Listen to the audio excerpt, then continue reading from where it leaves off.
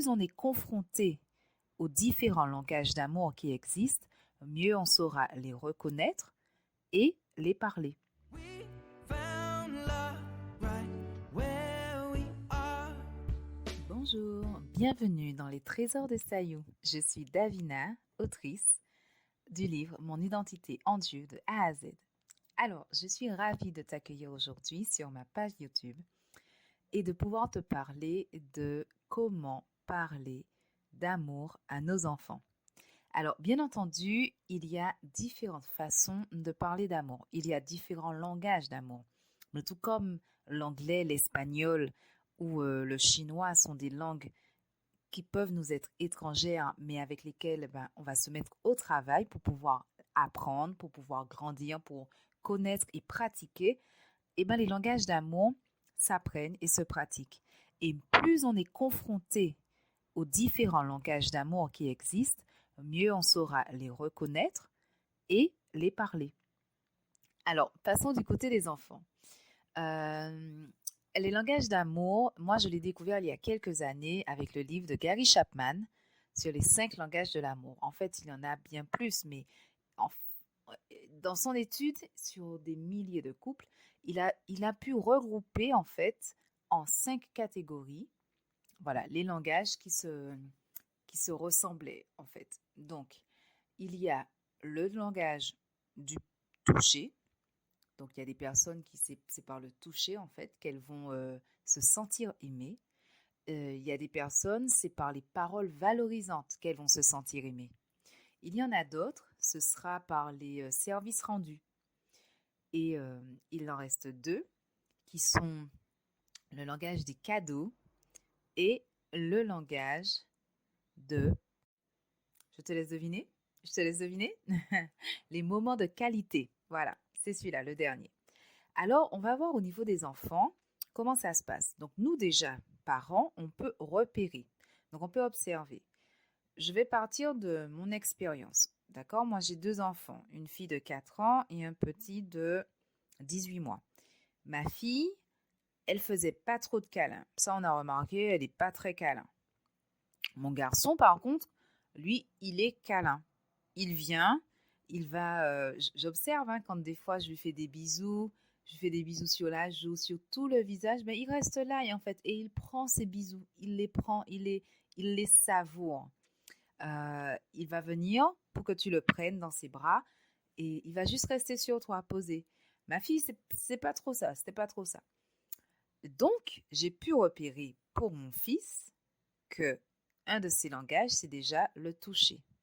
Que ça, c'est quelque chose qui lui parle. Et au final, dans ta communication, c'est pourquoi c'est essentiel de le connaître, c'est parce que quand tu vas devoir parler, t'adresser à l'enfant, tu sauras quel levier activer.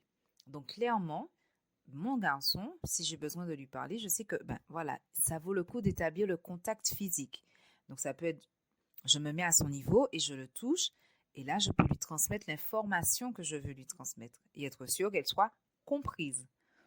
Et puis, quand il a besoin de réconfort, en fait, vu que c'est le toucher son premier langage, un de ses langages d'amour, parce qu'on peut en avoir plusieurs, oui, en fait, il aura besoin de câlins. Donc, il faut que je sache, il faut que je garde ça en tête et que je ne... Et si, par exemple, moi, je suis pas disponible à ce moment-là pour lui, ou que dans ma tête, je suis sur autre chose, alors, pouvoir me dire non, attends, là, on parle d'amour, là. Là, c'est essentiel. On a vraiment besoin de faire attention à comment on aime et à aimer l'autre. Alors, aimer, juste dire je t'aime, ça ne change rien, ça n'impacte en rien. Mais quand on a exactement le bon langage d'amour, alors c'est bon, on peut y aller. Donc, le toucher comme langage d'amour. Il y a un autre langage d'amour que les enfants, beaucoup d'enfants, développent, j'ai envie de dire, parce que c'est un langage qu'on entretient chaque fin d'année en décembre ou pour les anniversaires, c'est celui des cadeaux. Ce n'est pas forcément, ce ne sont pas tous les enfants en fait qui sont cadeaux, mais voilà, il y en a, c'est ça. Et donc, tu m'as ramené quelque chose, tu m'as ramené une surprise, et ça clairement, ma fille, elle est dedans, elle aime les cadeaux. Et moi, je suis comme ça. Moi, de base, j'aime les cadeaux. J'ai toujours apprécié recevoir quelque chose, recevoir une lettre, qu'on m'écrive, c'est mon Dieu, on a pensé à moi, ou qu'on me ramène un petit souvenir. Mais en fait, et c'est ça. Les cadeaux, quand on a ce langage d'amour, ça ne veut pas dire qu'on a besoin de cadeaux chers. Pas du tout. Ça veut juste dire qu'on a besoin de... En fait, c'est comme... Ça, ça veut dire que la personne s'est arrêtée, a pensé à toi et s'est dit, OK, ça, ce sera bien pour toi. C'est ça, en fait. Donc, il n'y a pas de culpabilité à avoir d'avoir tel ou tel langage ou, ou de ne pas ressentir ou parler ou être comme l'autre, en fait. Mais c'est important de le savoir. Et il n'y a qu'à voir dans nos relations, même de couple, eh ben, on n'a pas forcément le même langage. Et des fois, c'est ça qui crée des décalages et on n'arrive pas à passer au-dessus. Par exemple, mon mari, lui, les cadeaux, ce n'est pas son langage. Mais lui, ce sera plutôt les services rendus. Alors que moi, les services rendus, ça me parle pas du tout, quoi. Enfin, ça me parle, oui, bien sûr, j'apprécie qu'on me rende service, mais ça s'arrête là. Alors que quand, par exemple, je vais nettoyer la cuisine, ou je vais nettoyer, je sais pas, enfin, une pièce en particulier ou quelque chose en particulier, c'est genre, oh, waouh, merci, tu as fait ça pour moi, merci beaucoup. Même si c'est pour nous, au final, que je l'ai fait, mais en fait, ça passe comme, waouh, ça, c'est mon cadeau. Alors malheureusement, comme ce n'est pas mon langage, donc ce n'est pas forcément quelque chose que j'ai en tête tout le temps, mais c'est vrai que ça je le reconnais, hein, mais c'est vrai que au final, peut-être il faudrait, alors là du coup je me parle à moi-même et je vous invite dedans, hein, mais me mettre des post-it ou dans mon agenda, me mettre, ok, aujourd'hui, cette semaine, je dois l'aimer de telle manière. Et au final, poser des actes intentionnels. Et donc, par exemple, pour les enfants, les services rendus, eh bien, ça peut être que, ben voilà, je vais t'aider à ranger ta chambre parce que je t'aime. Et pouvoir le verbaliser, c'est important. C'est vraiment important parce que, du coup, ça met en conscience au niveau du cerveau de l'enfant, eh ben, la signification de certains actes. Et comme, du coup, maintenant, il a la définition, il a le décodeur, alors, du coup, il pourra interpréter et lui-même faire des propositions par la suite. Et ce que je vois, c'est que ça, moi, je l'ai appris très, très tard. Les langages d'amour, je l'ai compris très tard. J'ai compris qu'il y avait des décalages. J'ai compris qu'on ne se comprenait pas. Mais je ne comprenais pas pourquoi, même dans mes relations, là je parle du coup dans mes relations même amicales ou autres, je ne comprenais pas pourquoi on ne se comprenait pas. Pourquoi? Mais pour moi, en fait, c'est toujours ça. On est centré sur soi et c'est genre, mais c'est tellement logique. Mais pourquoi c'est si compliqué de juste faire ça, de juste m'offrir ça ou de juste m'acheter quelque chose alors qu'en fait, ben non. Et quelque chose de très grave, c'est que moi, dans ma vie, par rapport à cette frustration et ce décalage que je voyais, mais que je n'arrivais pas à identifier, eh bien, qu'est-ce qui s'est passé? Eh bien, je me suis renfermée. J'ai décidé de rejeter cette partie de moi, c'est ça, de rejeter cette partie d'amour. Comme si en fait j'en étais coupable, j'étais coupable d'aimer les cadeaux et que personne ne me faisait de cadeaux. Alors du coup, bon ben voilà, je ne vais plus aimer recevoir des cadeaux, je vais juste le mettre en mode, ok, c'est banal, comme tout le monde le voit banal, c'est banal. Mais en fait non, ça a été ça a été vraiment très douloureux en fait cette prise de décision parce que ben, les conséquences c'est que j'ai fermé une porte à l'amour juste parce que les gens autour ne savaient pas m'aimer comme ça. Mais ce que là, maintenant, je comprends. Donc, du coup, il faut pouvoir se réconcilier. Moi, j'ai fait ce travail de demander pardon à Dieu, en fait, de m'être fermée au niveau de cet amour. Et, euh, et ce que je peux dire, c'est que, voilà, maintenant, je peux dire, OK, je m'aime. Je vois bien que les gens autour ne m'aiment pas de cette manière. Et bien, moi, je vais m'aimer de cette manière. Donc, je ne vais plus attendre une hypothétique personne ou hypothétique amie qui va m'offrir une hypothétique paire de chaussures ou je ne sais pas quoi, eh bien non, je vais me l'offrir à moi et ça me fait plaisir. Et c'est ça. Et du coup, j'arrive à apprécier ce que moi-même je m'offre. Et ça ne me pose pas de problème qu'on ne me l'offre pas. Et c'est ça. Par exemple, j'ai besoin d'une pause dans un resto. Eh bien, je prends ma pause dans mon resto parce que j'aime ça. J'aime manger des sushis. Je ne vais pas attendre qu'il y ait quelqu'un qui veuille manger des sushis avec moi. J'aime manger des sushis, je mange mes sushis. Ou tout simplement, j'aime m'acheter des bijoux, et bien je m'achète ma paire de bijoux et je n'ai pas besoin, ma paire d'anneaux par exemple, et je n'attends plus après quelqu'un pour m'aimer de telle manière. Mais du coup, ça m'apprend à m'aimer moi.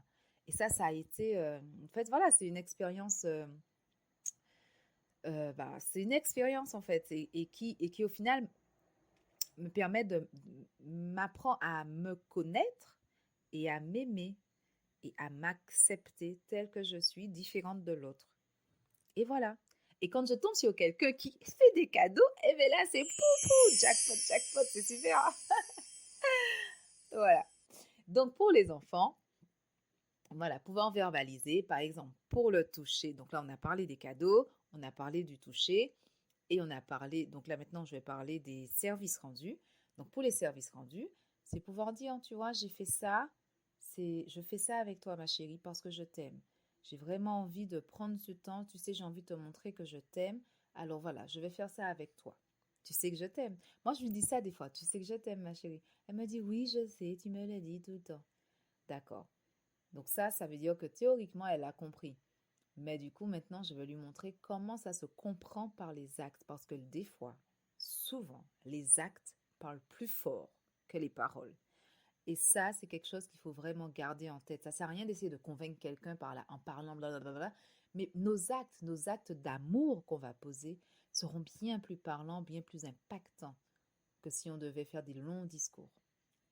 Et on le voit bien, Jésus, lui, il a posé des actes, parlé peu, il a parlé juste ce qu'il fallait au moment qu'il fallait, avec qui il fallait, et sinon il a posé des actes, il a posé des actes, il a posé des actes.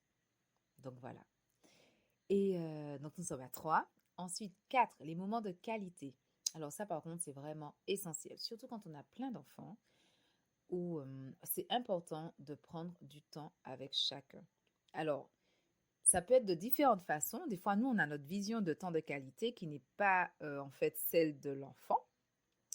Et ça peut générer des frustrations, parce que moi, j'ai eu cette conversation avec une amie. Je me disais, oui, mais je n'arrive pas à prendre des temps de qualité avec mon deuxième enfant comme j'en prenais avec ma première. Alors déjà, erreur numéro 1, on ne compare pas, parce que chaque enfant est différent et chaque enfant connaît sa position.